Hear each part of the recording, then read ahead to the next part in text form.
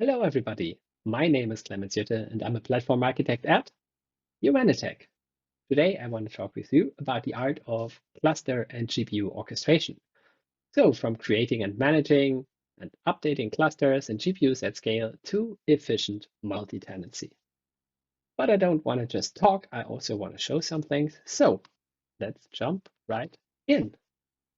And I'm going, oops, caps lock, and I'm going to actually use one of our reference architectures to show you around.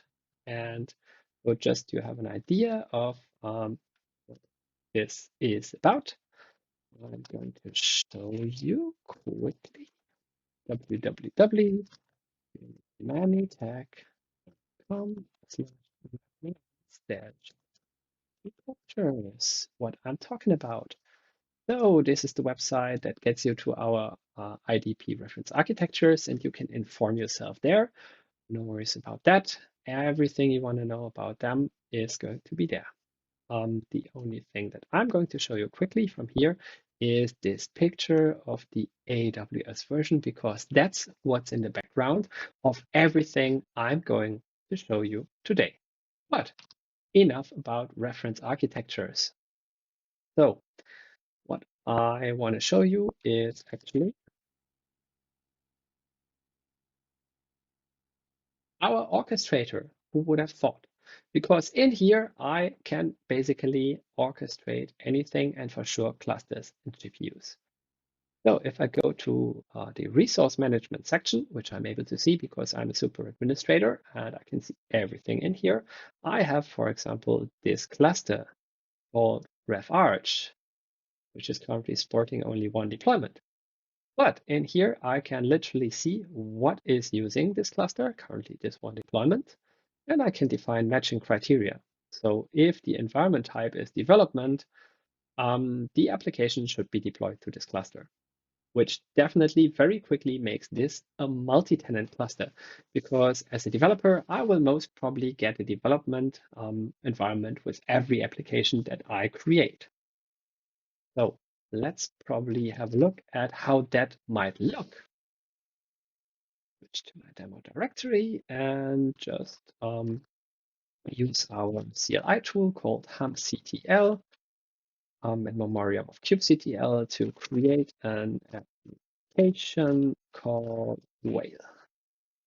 Okay, now I've created an application called Whale, and it comes with a royalty-free development environment of type development, which now will definitely deploy as soon as it has anything inside of there on top of the cluster. Let's make that happen. Through the power of on-screen recording, I can quickly summon this in here to keep my typo rate low. Okay, so you can see I'm using Score Humanitec, which is a Score implementation to deploy a draft of my Score YAML Score demo project. I'm adding in the Humanitec extensions so I can choose the right workload profile, whatever that is, into my Whale application in my HCC demo 35 organization development environment. Token is my password. I'm not going to show that on screen, and I want to deploy it directly. And this would actually be what you would most probably put as the last step of your deployment pipeline. Now that I have executed this, I can, if I go in here, already see that there's a deployment running. Which is completely uninteresting, because what I wanted to show you is that if I go in here, I can see that there are two applications using this cluster now. And if I had a second cluster and I wanted to actually get this application to a different cluster, all I would need to change is the matching criteria. So that allows me as a platform engineer in the background to actually orchestrate where my applications will land. I can prepare rather large landing zones for development purposes. I can prepare very strict and isolated areas for production cases and any scenario in between, obviously for any environment type. This flexibility comes when it comes to application placement, for sure, on top of Kubernetes clusters. It also comes to any kind of backing service or infrastructure. And it also comes naturally to underlying hardware resources like GPUs. So why is that the case? If I'm actually binding CPUs to a Kubernetes cluster, all I'm doing is I'm literally assigning a new worker group in there, which boasts some machines that actually do have GPUs. And then if I have the right taints and tolerations assigned to my deployment, then that will work. Yeah. So all I need to do now is I need to assign my deployment to a cluster which has those machines. And if it is labeled correctly or annotated correctly with the right toleration and the group with the right taint, then they will fit together nicely and I will be able to execute anything on top of a GPU-enabled environment. All right. So let's have a look at what else I can do apart from just having an arbitrary, uncomplex application. Well, let's assume for a moment that my little whale application here actually wanted to do something with GPUs. But probably I have prepared a model already. So what I need now is a solution for inferencing, for executing my model, probably even my model as a service along my application. And I'm going to show you how to achieve that in a very easy way. In this case, using NVIDIA's Triton inferencing solution. Okay, so let's have a look at how that works out. Go over here. Okay. So, I do actually have a Triton directory here, which is a clone from the GitHub Triton project, where you can just go and inform yourself about Triton, how it deploys. And as you can see, I also have a score directory in here, which allows me to deploy Python using score. So let's open up VS Code quickly so you can have a look. It probably a little bit. I wanna have this Git repo and open the score file. So what you can see here is that we are deploying this Triton server direct the NVIDIA repository. Yeah, and I'm actually giving it a few parameters here, defining a few ports, so nothing complicated in here. I'm asking for DNS name, and there should actually be a route which points to the port 8000, so I can access the Triton GUI from the DNS name. Well, that's basically everything I need to have for Triton to run.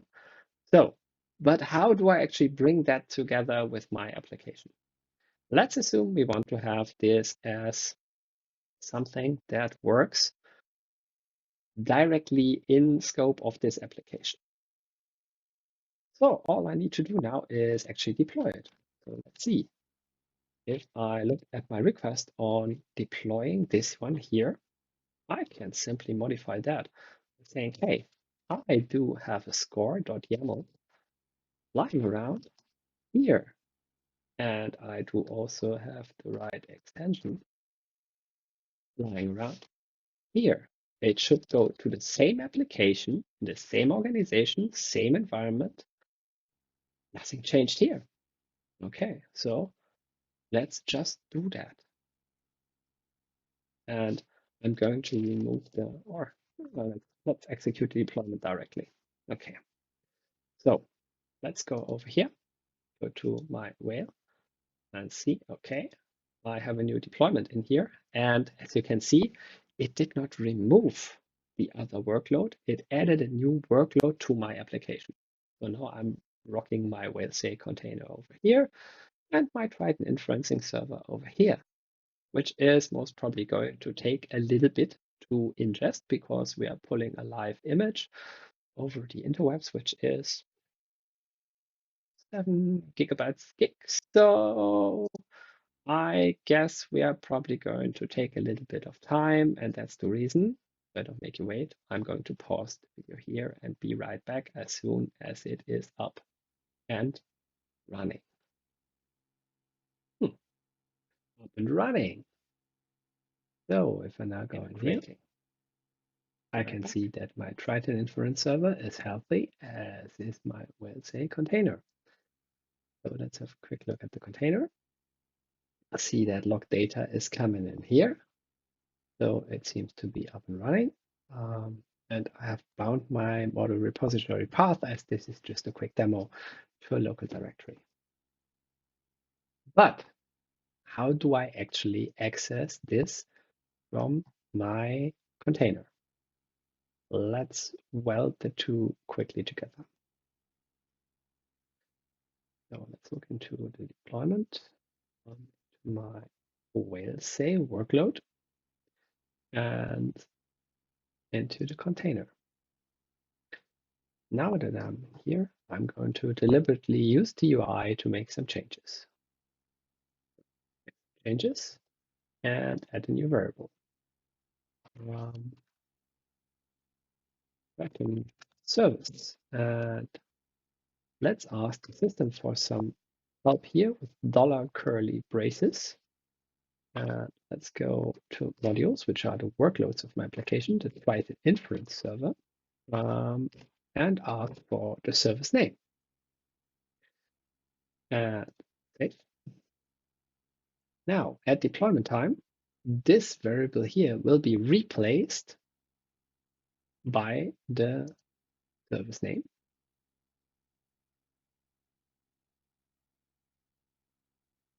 Let's deploy this change. Service name injected. And I currently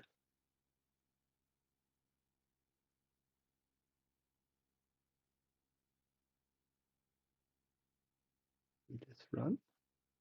Okay, completed. Perfect. Let's go into my whale application, development environment, new deployment.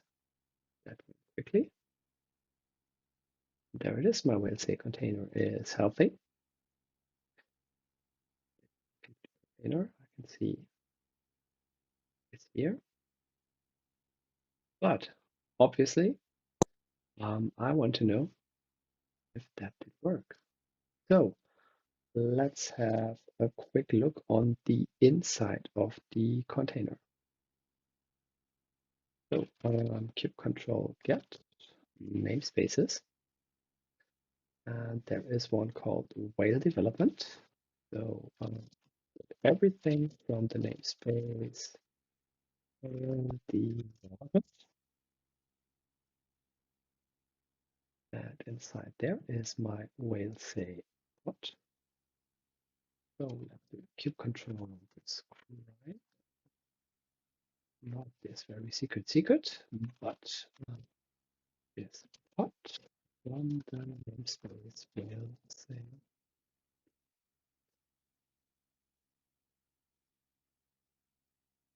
Yes, that's what you get when you type the namespace wrong. Okay, so environment variables are coming from the whale say config map hello.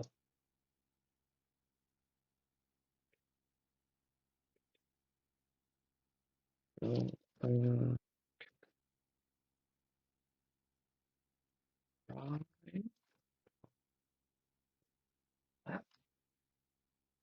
whale say config map hello. Once again, from the space whale development. And here we go. The Triton service is called Triton Inference Server. And this actually maps get all to the service Triton Inference Server, which actually is running under this cluster IP, which has the port assigned. So I would be able to actually access the service over this name. And by that, I have dynamically brought those two together. If I would have deployed the Triton inferencing server somewhere else, so for example, in its own application, I could still reference it and I would be able to bring the two together, even in a scenario where the inferencing server is supplied by a central team. By that, obviously, I have a higher standardization, and I have the opportunity to share models between teams. I want to use this solution. Obviously, the same patterns apply to any other solutions out there, which enable you to quickly and efficiently build your own way of sharing your inferencing solution and basically any other solution as well. So let's have a look once again at this here. Now I can see once again on my RefArt cluster, I have those two deployed, and it is nice to see that. But obviously, it is much nicer to be able to include these kind of informations into some automation. And let's have a look at how I would possibly do that. In a directory. So you've seen me basically the API by displaying one of the portal pages of the orchestrator, which shows me what resources are deployed on top of my RefArt cluster. But obviously, I can also go ahead and try to keep my typo rate low by using this little shell script. I can use our own CLI tool called humctl in memoriam of kubectl. And oh, great, I have still pointing this one to the wrong one here. So let's quickly fix that. Oh, you see, this is all interactive here. Not trying to cover my errors. Okay, so let's execute this script. And now you can see I'm getting the same information back. It's a backstage and whale, which I deployed here. And why am I seeing this? Because I am asking for the resource definitions, or I'm asking for any resources, which, sorry, I'm asking for resources. Why am I not able to mark this part of the string? Well, resources on top of the RefArt cluster. Okay, if I mark from here, I can mark it. So, and obviously I can not only query my API for these kind of things, I can also try to get some more interesting things out of the API. Let's say, for example, I'm trying to find out how the age of my deployments is. So I can actually see if my applications are very stable, too stable possibly, or if I'm potentially wasting resources. So in this case, I'm getting all of the applications. And then I'm using a YAML query to zoom in on the ID. Why the ID? Because I don't want to lose the ID. So I'm using xargs to echo out the ID here, and then query once again for all of the environments of all of the applications where I got the IDs from. And there I'm going to get the name and the date of the last deployment of the environment. So let's see how that looks. If I execute this shell script, I'm obviously getting, once again, my two applications, and I'm getting the development environments here, which have been deployed at a certain point in time. So let's quickly go over here and create a new environment. Let's call that testing. So, and obviously testy was just created. There was not much happening here, but I can already see that there is an environment called testy, which has a date of null. So I know it was never deployed. So possibly somebody just created it, left it over. This is just a waste of resources, and I can remediate it. If I find very stable applications which have not been deployed for a period of, let's say, half a year, it's either a very stable application or it's a possible waste of resources. For sure, it's a waste of resources if it's something in an environment called development. Yeah, so I can find these cases and I can actually use the API as well to remediate those cases, or should I choose so? And now let's get to one more interesting thing that I'm using the API and the central resource definitions for. Now that I have basically some insights of what is happening where, I can actually look at other kinds of resources as well. Let's say, for example, I wanted to take a look at Postgres databases or MySQL databases. Let's say MySQL databases because Postgres databases, because there is at least one being used here. So I can see this database is being used by the backstage deployment. And yeah, so if I now had possibly a CVE coming in or a version change, which demands me to update this, I can now just go ahead and go over here and change my resource definition. In this case, I know this is an in-cluster version, which is somewhere in the definition here, basically just running.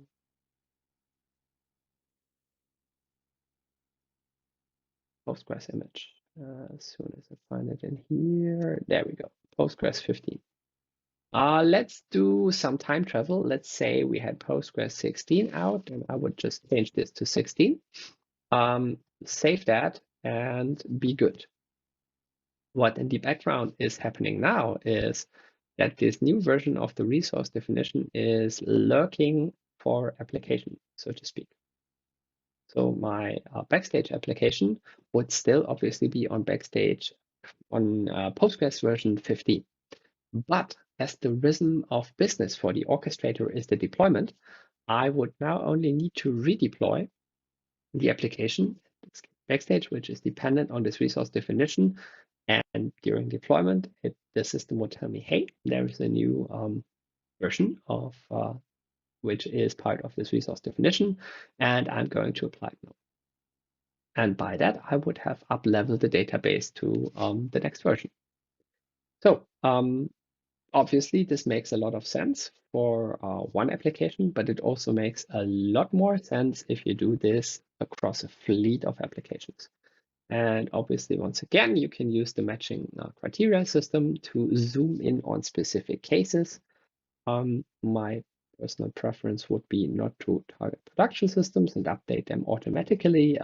Probably you want to do this with a little bit more, thought.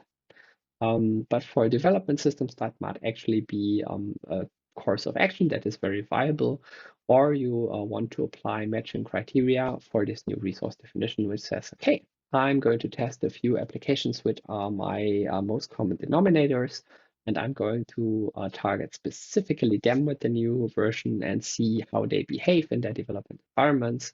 Have a chat with the friendly teams when those new versions are deployed and see if anything is behaving badly. Yeah. And by these means, I can use all of the same mechanisms that I'm using in my day-to-day work to actually further my multi-tenancy, my fleet management, and so to speak, also my standardization. Because here with the matching criteria, I can actually adjust my standardization like with a slider, right? If I take matching criteria which are very coarse, that obviously is a high standardization. If I take matching criteria which are very precise for just a few cases, then obviously I have less standardization and more optional specialization. Okay, so that basically concludes my whirlwind tour of the area, which is specifically targeting cluster and GPU orchestration and a little bit of fleet management possibly. But obviously, this whirlwind tour was neither complete in breadth nor in depth. So A good choice would be to book a demo with me or one of my colleagues from the Platform Architects of Humanitec to actually tour you a little bit deeper into the feature set and yeah, relate to the things which are most important for you. And see how you possibly can evolve your development practices by using Humanitec. So, or you could take a look at the other capabilities of the Humanitec product suite, which are presented in more videos. Thank you for considering Humanitec, and goodbye.